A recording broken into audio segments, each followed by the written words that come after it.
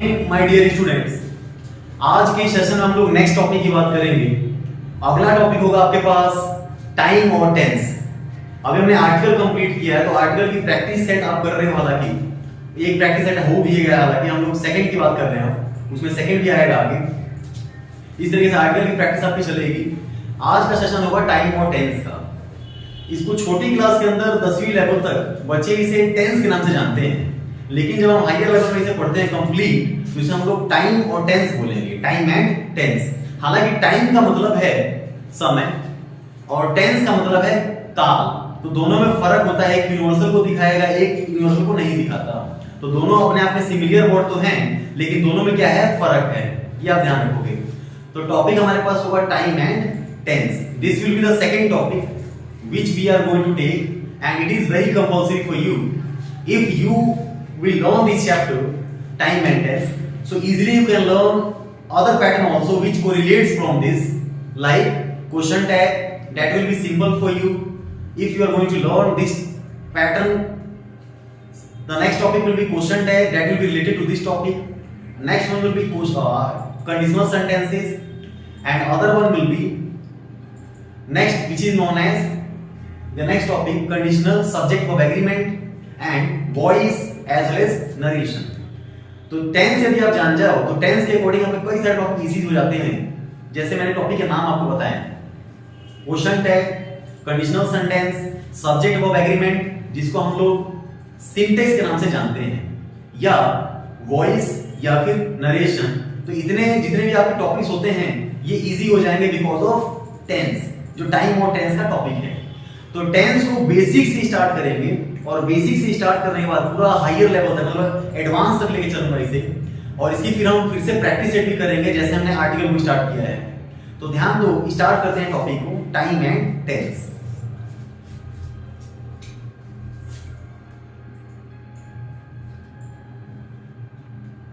जैसा कि मैंने आपको बताया, टाइम मतलब होता है समय, टेंस में होता है काल, दोनों में फर्क होता है, ये आप ध्यान रखोगे। क्वेश्चंस आपको पूछे जाते हैं टाइम और टेंस से कब, यदि आपको सारे वर्ड क्लियर हैं तो कौन सा वर्ड किस टेंस को एक्सेप्ट करता है।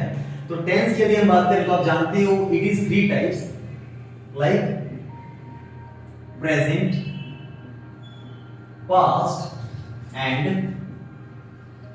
Future. Present, past and future. कभी भी हम यदि किसी से बात करें तो 3 ही टाइम का यूज हम करते हैं, या तो प्रेजेंट का, या पास्ट का, या फ्यूचर का। मोस्ट ऑफ द केस में हम पास्ट की बातें करते हैं। यदि आप किससे मिलते हो तो कोई कहानी सुनाओ या अपने बारे में बताओ, तो मोस्टली पास्ट का यूज है मैक्सिमम, और फ्यूचर प्रेजेंट का यूज होता है, थोड़ा कम होता है। तो आप ध्यान रखोगे tense has 3 types, present, past and future. Present को हम लोग वर्तमान बोलते हैं, पास्ट को भूतकाल बोलते हैं, जो पास्ट को दिखा है, जो बीत चुका है, and future is known as भविष्य, जो होने वाला है, मतलब जो हम प्लान करते हैं। अब इन तीनों के 4-4 टाइप्स हैं, वो आप जानते हो। जैसे यदि हम प्रेजेंट की बात करें तो प्रेजेंट का पहला टाइप क्या होगा, प्रेजेंट इंडेफिनिट टेंस। प्रेजेंट क्या होगा भाई, प्रेजेंट इंडेफिनिट टेंस।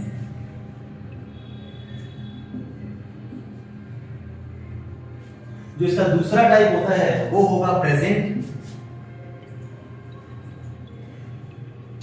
कई स्टूडेंटों को कॉन्टिन्यूअस स्पेलिंग में प्रॉब्लम होती है, तो आप ध्यान दोगे CON कॉन, TINT और UOUS, प्रेजेंट कॉन्टिन्यूअस टेंस। हालांकि इस प्रेजेंट कॉन्टिन्यूअस को हम लोग दूसरा वर्ड भी बोलते हैं, क्या, प्रोग्रेसिव टेंस या इम्परफेक्ट टेंस। या तो हम बोलेंगे प्रोग्रेसिव या इम्परफेक्ट। इसी को हम लोग क्या दूसरा नाम लेंगे, प्रोग्रेसिव। कुछ किताबों में इसको प्रोग्रेसिव टेंस भी कहा गया है, तो कंफ्यूज नहीं होना आपको। प्रोग्रेसिव का मतलब होता है कोई चीज जो चल रहा है, प्रोग्रेस में है, या इसको हम लोग इम्परफेक्ट के नाम से भी जानते हैं। कोई चीज जो इम्परफेक्ट है, क्या है भाई, इम्परफेक्ट। तो ये आपके कंफ्यूजन की चीजें हैं, इसमें आप कंफ्यूज हो तो आप ध्यान रखोगे कॉन्टिन्यूअस में क्या बोलेंगे, प्रोग्रेसिव या इम्परफेक्ट। तीसरा टॉपिक आपके पास आता है present perfect, and the last topic which is known as present perfect, present perfect continuous tense। present perfect continuous tense। यदि हम पास्ट के सीक्वेंस की बात करें या फ्यूचर की, तो ये सब रिप्लेस कर लेते हैं। पास्ट इंडेफिनिट हो जाएगा, पास्ट कंटीन्यूअस हो जाएगा। फ्यूचर में क्या होगा? Future indefinite, future continuous, future perfect and future perfect continuous. तो ये 12 आपके सीक्वेंस बनेंगे, 4 प्रेजेंट के, 4 पास्ट के, 4 फ्यूचर के। बिल्कुल क्लियर। अब इसी में कोई स्टूडेंट ये भी पूछ रहे हैं कि सर ये भी बता दो, इसके भी कुछ पार्ट्स होते हैं क्या? बिल्कुल, इसके भी पार्ट्स बनेंगे। यदि आप बनाओ तो क्या बनेगा? इसमें 4 टाइप के क्वेश्चंस बन सकते हैं, जिसको आप लोग पहले को अफर्मेटिव बोलते हैं। अफर्मेटिव सेंटेंस, या इसी को हम लोग पॉजिटिव सेंटेंस भी कहते हैं, या इस इंडेफिनिट को भी कुछ किताबों में सिंपल बोला गया है। क्या बोला गया है? सिंपल टेंस या प्रेजेंट सिंपल टेंस या सिंपल टेंस, यानी इंडेफिनिट को क्या बोलेंगे? सिंपल। इसका पहला टाइप क्या होता है? अफर्मेटिव, जिसको हम लोग क्या बोलते हैं?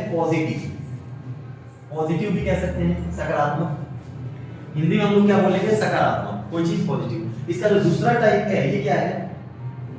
इसका जो दूसरा टाइप होता है नेगेटिव, जिसको आप लोग नेगेटिव वगैरह बोलते हो, नेगेटिव सेंटेंस यानी नकारात्मक।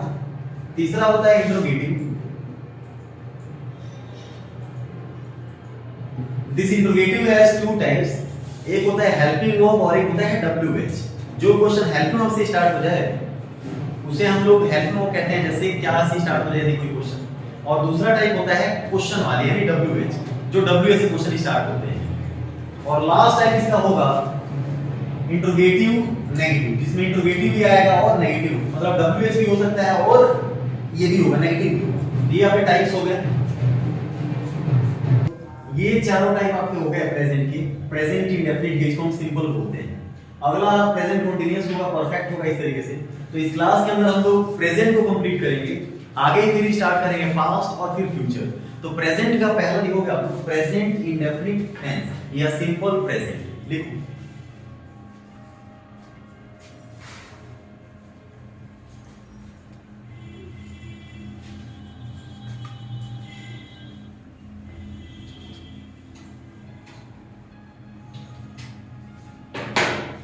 पहला आपके पास होगा प्रेजेंट इंडेफिनिट टेंस को हम लोग सिंपल प्रेजेंट बोलते हैं। पहले इसको समझने की कोशिश करते हैं।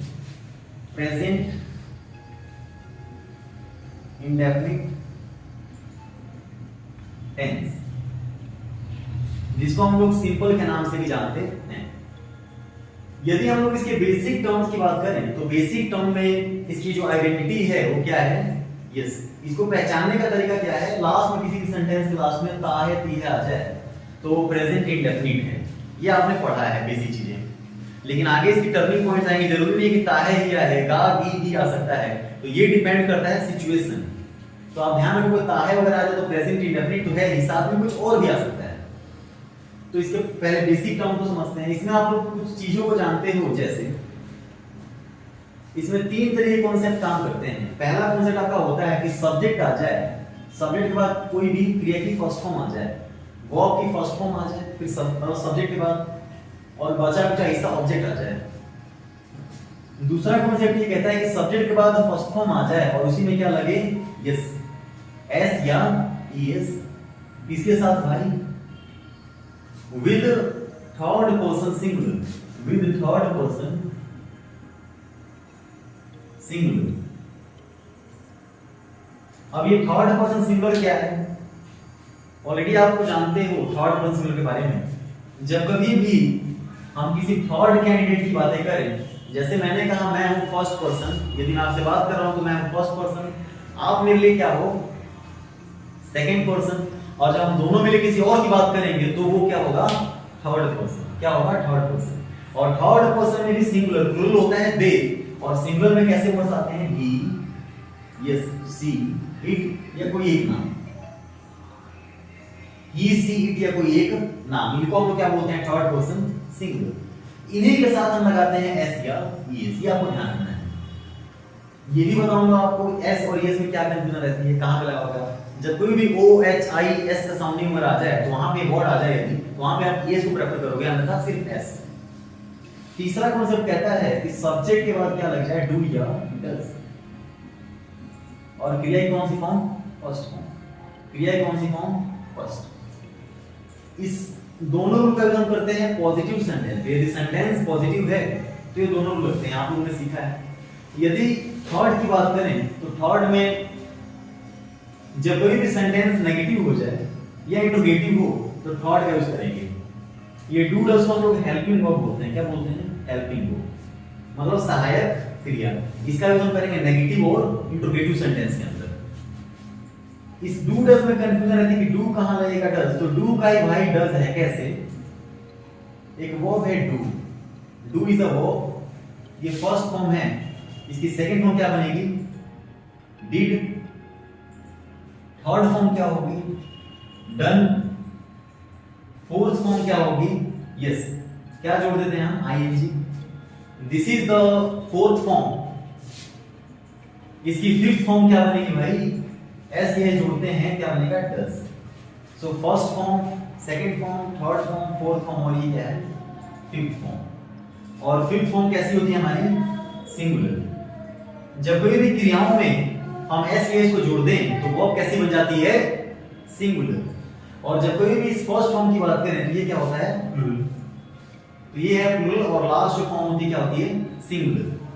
तो बेसिक सी बात हो गई। डू और डज में आप ध्यान रखोगे कि जो ये डू वर्ड है, ये डू वर्ड प्लूरल होता है, मतलब प्लूरलाइज, एक से ज्यादा, मतलब बहुवचन। डू का यूज हम करते हैं आई, यू, दे और वी के साथ, या जब कभी भी एक से ज्यादा सब्जेक्ट आ जाए तो वहां पे क्या रहेगा? Do. I, you, they, we के साथ भी रहेगा, और एक से ज्यादा के साथ भी। नेक्स्ट होता है डज। डज का यूज हम लोग सिंगुलर के लिए करते हैं, थर्ड पर्सन सिंगुलर। और थर्ड पर्सन सिंगुलर क्या है हमारे पास? अभी लिखा है, यस, ही, सी, इट, या कोई एक नाम। जब कोई भी वर्ड आ जाए ही, सी, इट या कोई एक नाम, तो वहां पे लगेगा डज। ये ध्यान रखना है आपको। कब? सेंटेंस जब नेगेटिव हो या फिर हो इंट्रोगेटिव। डब्ल्यूएच वाले आए तो भी ही, शी, इट या वन नेम, कोई एक नाम आ जाए सिंगल। तो ये हो गया बेसिक कॉन्सेप्ट जो आप लोग जानते हो। तो बेसिक कॉन्सेप्ट में इतना आपको पता रहता है, या यही आपको बेसिक चीजों का आप रिवीजन करते रहते हो। तो ये तो बेसिक बातें हो गई। और टाइम और टेंस में क्या सीखना है, तो इसके लिए आप फर्स्ट कॉन्सेप्ट लिखोगे, this is the basic pattern. ये आपको बेसिक आना चाहिए आगे के कॉन्सेप्ट को समझने के लिए। तो अब स्टार्ट करते हैं फर्स्ट कॉन्सेप्ट को, प्रेजेंट इंडेफिनिट का फर्स्ट कॉन्सेप्ट।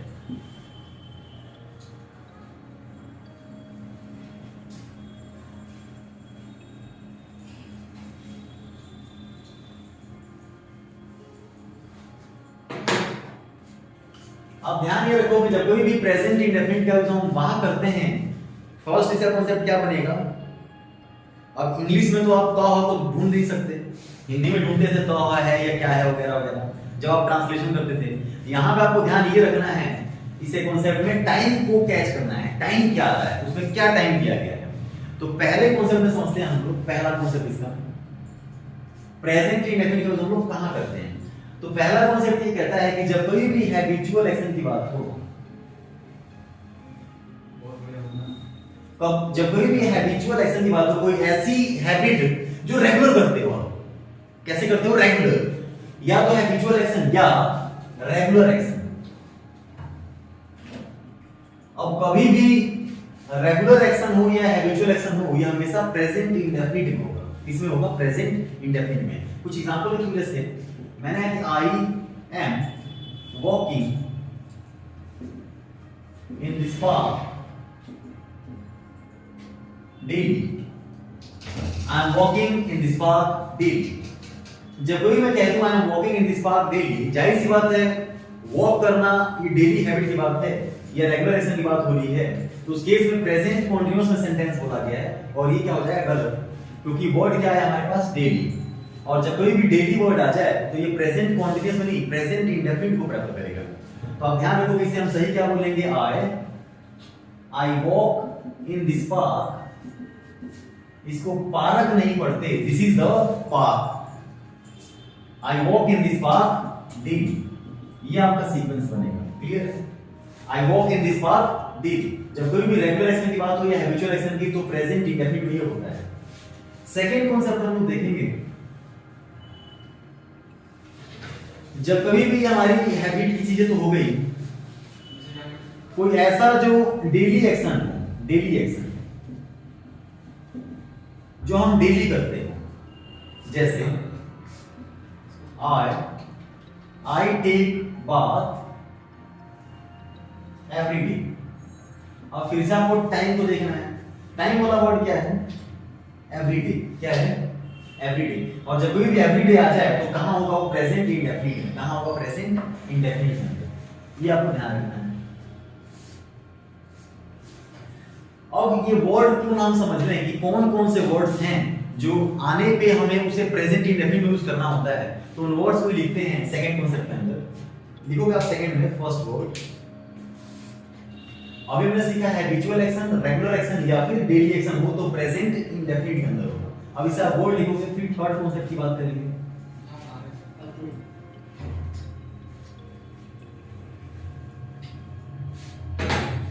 अब वर्ड्स को आप ध्यान दोगे, जैसे जब कोई भी वर्ड आ जाए,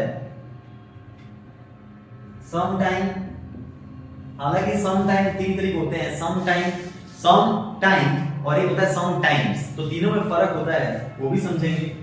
वर्ड आ जाए आपके पास डेली, सेल्डम, रेगुलरली या एवरी से जितने भी वर्ड आपके बनते हैं, every day, every year, every month या एवरी वीक, ऐसे जितने वर्ड आपके पास बनेंगे वो सारे ही वर्ड इसमें आ जाएंगे। आप वर्ड और लिख सकते हो, जनरली, ओकेजनली, जनरली, ओकेजनली की स्पेलिंग आप ध्यान दोगे, डबल सी आएगा, O double C A S I O N A double L Y. Words की प्रैक्टिस करनी होती है आपको बार बार, जिससे कि वर्ड आपको क्लियर हो जाए। इसके लिए आपको नेक्स्ट सेशन में हम लोग स्टार्ट करने वाले हैं स्पेलिंग टेस्ट भी, जिसमें वर्ड्स बताए जाएंगे कि कौन कौन से वर्ड्स आपसे पूछा जा सकता है बेसिकली। तो जब कोई भी ऐसे वर्ड्स आ जाएं तो इन वर्ड्स को आप ध्यान रखोगे, इनका यूज हम हमेशा करते हैं प्रेजेंट इंडेफिनिट के अंदर, डेली, रेगुलरली या एवरी डे, इस तरीके के वर्ड्स को कहां रखोगे, प्रेजेंट इंडेफिनिट में। अब थर्ड कॉन्सेप्ट की बात करते हैं।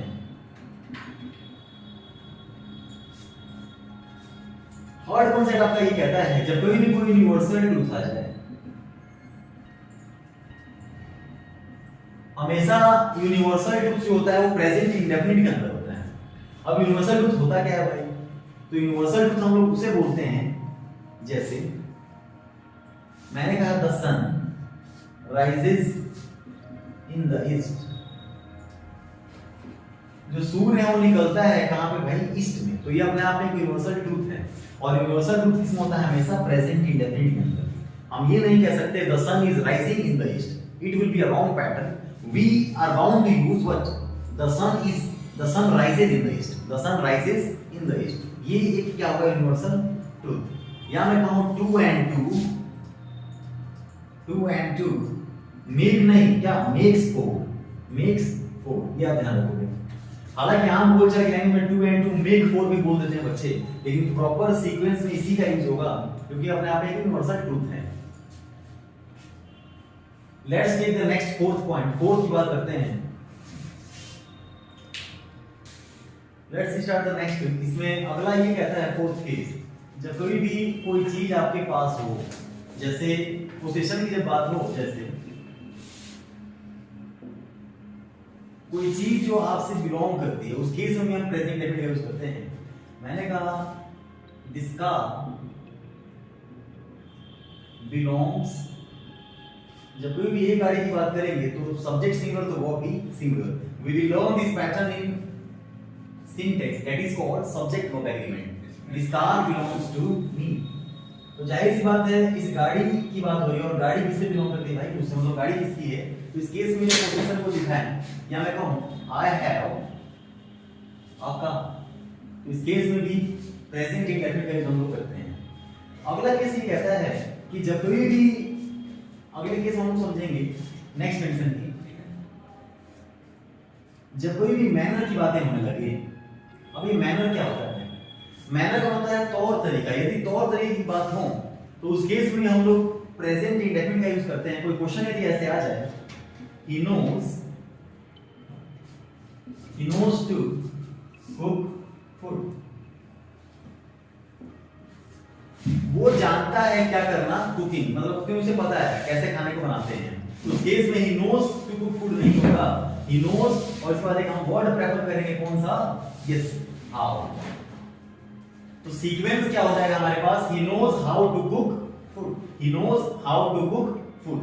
तो ये हमारे पास मैनर्स की बातें होंगे।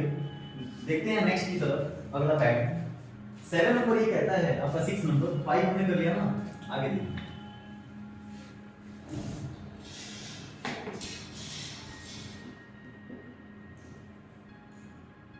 6 कंडीशन ये कहता है कि जब कभी भी हम कंडीशनल सेंटेंस की बातें करें, अब ये कंडीशनल सेंटेंस क्या है?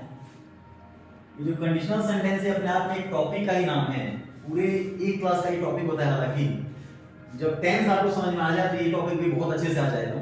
कंडीशन कोई किसी क्वेश्चन के अंदर यदि कंडीशन लग जाए, जैसे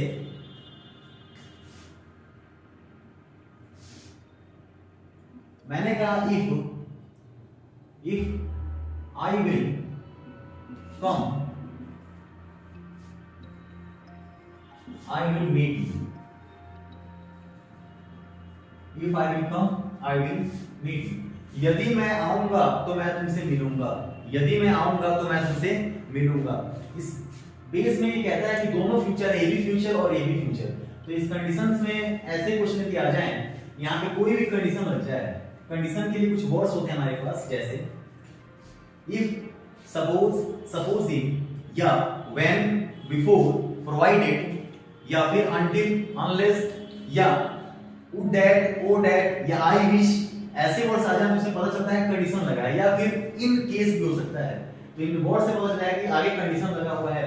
तो कंडीशन वाले क्वेश्चन में जो क्वेश्चन होगा इसमें हम क्या कर देंगे, विल, यानी ये प्रेजेंट इंडेफिनिट में होता है।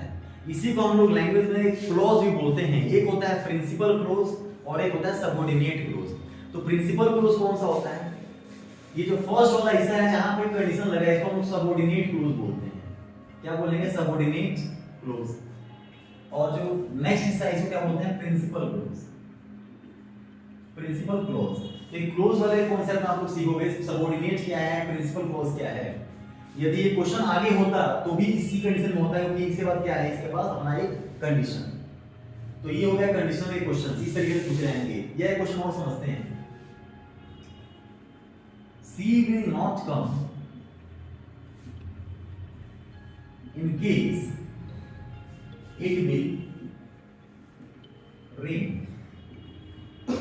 क्वेश्चन को ध्यान दोगे, कहता है कि she will not come in case it will rain. थोड़ा ध्यान दो, क्वेश्चन कैसे करोगे आप?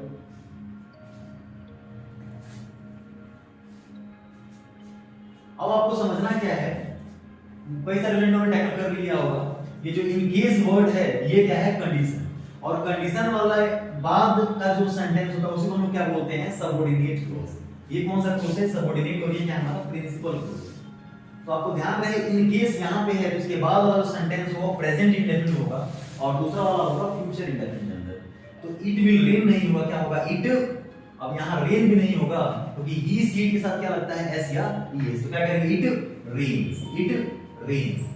She will not come in case it rains, यानी वो नहीं आएगी यदि होगी क्या? बारिश। को इस तरीके से हम लोग इसको जोड़ते हैं। तो हमने 6 कंडीशन को समझ लिया है। Let's take the next condition. Next condition को हम समझने की कोशिश करते हैं। देखो,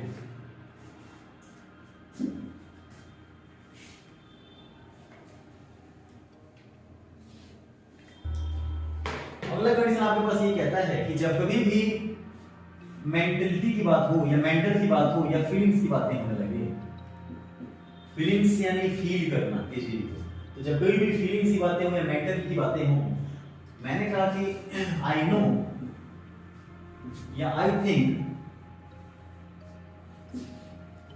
you are right, you are right. अब मैं इसको ऐसे नहीं कह सकता कि I am thinking you are right, ये कहना गलत हो जाएगा। ये तो बिल्कुल ठीक है, I think you are right. तो जब कोई भी कुछ वर्ड्स आ जाएं ऐसे, थिंक, फील, टेस्ट, स्मेल, ऐसे बड़े सारे वर्ड होंगे आपके पास। Suppose, notice, stop, start, need, avoid, like. जब कोई भी इस तरह के वर्ड्स आने लगे तो आप ध्यान रखोगे इनमें हम आईएनजी नहीं लगा सकते। आईएनजी उस केस में आएगा जब इन सेंटेंसेस पे जोर दिया जा रहा हो, तो आ सकता है। तो इसीलिए रटना नहीं है कि आएगा कि नहीं आएगा, डिपेंड करेगा कंडीशन के अकॉर्डिंग कि सेंटेंस में कंडीशन क्या दी गई है इन वर्ड्स के साथ। तो इसीलिए यहाँ पे आई एम थिंकिंग नहीं होगा, I think you are right. तो ये आप ध्यान रखोगे, आईएनजी आ सकता है लेकिन वो कंडीशन अलग बनती है, ठीक है। तो ये आपके सामने 6 नंबर केस है, ध्यान रखोगे मेंटल या फीलिंग की बातें हो उसका कंडीशन के अंदर। देखोगे नेक्स्ट केस को समझते हैं आगे वाले में।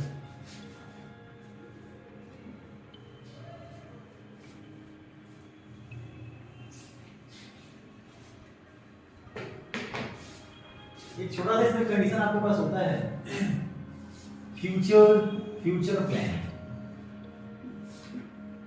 कोई चीज या इसको हम लोग क्या बोलते हैं, फ्यूचर प्लानिंग, या फिर कोई भी चीज होने वाली है फ्यूचर में और वो क्या हो जाए, पब्लिकली हो जाए ये चीज होने वाली है, उस केस में वो फ्यूचर नहीं रहता, क्या बन जाएगा, प्रेजेंट इंडेफिनिट। जैसे the school will reopen on 1 जुलाई। जब कोई भी ऐसे लिखा होता है स्कूल विल रीओपन ऑन 1 जुलाई, तो आप ध्यान रखोगे इस कंडीशन में ये क्वेश्चन गलत हो जाएगा। अब ये फ्यूचर की अनाउंसमेंट है और ये पब्लिकली कर दी गई है, तो द स्कूल विल रीओपन नहीं होगा, द स्कूल रीओपन्स ऑन 1 जुलाई। मैंने कहा कल प्रधानमंत्री यहाँ आएंगे, कल प्रधानमंत्री यहाँ आएंगे, तो उस कंडीशन में ये फ्यूचर अनाउंसमेंट है और ये शीघ्र होने वाली चीज है, तो सबको पता चल जाएगा। इस केस में हम लोग ये नहीं बोलेंगे the PM will come tomorrow, क्या बोलेंगे, the PM, yes, the PM comes tomorrow. यहां पर ध्यान रखो, इसको हम प्रेजेंट इंडेफिनिट में लेंगे, यही एडवांस पैटर्न होता है, द पीएम कम्स टुमारो। ये हो गया आपकी फ्यूचर प्लान या कोई फ्यूचर की अनाउंसमेंट एक तरीके की, कोई भी फ्यूचर अनाउंसमेंट। फ्यूचर की क्या होगी आपकी अनाउंसमेंट। तो यहाँ हमारे पास 7 कंडीशंस हो गई, एक छोटा सा कंडीशन और समझते हैं फिर आगे बढ़ेंगे। जब कभी भी कोई कंडीशन ऐसी आ जाए जिसमें हम एक्सक्लेमेटरी साइन का यूज करते हैं, जैसे जब एक्सक्लेमेशन की बात हो, जैसे एक्सक्लेमेशन का ये साइन होता है, आप ध्यान रखोगे, हियर कम्स द बस। तो उस केस में ऐसे सेंटेंस ही प्रेजेंट में ही होते हैं, इसको भी आपको ध्यान रखना है ऐसे क्वेश्चंस को। या देयर गोज, कोई ऐसी चीज आप जोड़ने की कोशिश करो, देयर गोज, इस तरीके से आप चीजों को जोड़ोगे, देयर गोज द बस, या ऐसे आप जोड़ सकते हो, देयर गोज द बस, और बस कितनी है भाई, ए, तो उस केस में क्या बोलोगे, हियर कम्स द बस या देयर गोज द बस। तो आपके सामने 8 कंडीशंस हो गई, एक दो कंडीशंस को और हम समझेंगे, फिर आपका प्रेजेंट इंडेफिनिट कंप्लीट हो जाएगा, ध्यान रखोगे। तो इस तरीके से आप ध्यान रखो इन चीजों को। 9th नंबर देखते हैं,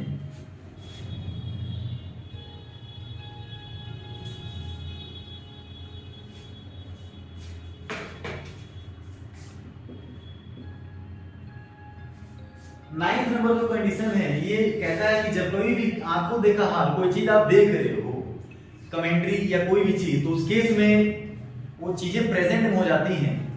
कोई भी चीज आप देख रहे हो मतलब सी कर रहे हो, तो उस केस में वो भी प्रेजेंट में हो जाती है। जैसे या कोई पास्ट की इवेंट क्यों ना हो, पास्ट इवेंट्स को आप नए तरीके से बता रहे हो किसी को, तो उस केस में ये क्या बन जाता है, प्रेजेंट ही बन जाता है। जैसे एट लास्ट, मैंने कहा एट लास्ट राम किल्ड, नहीं क्या बोलेंगे, राम किल्स, किसको मार दिया था भाई, Ram kills Ram. At last Ram kills Ram.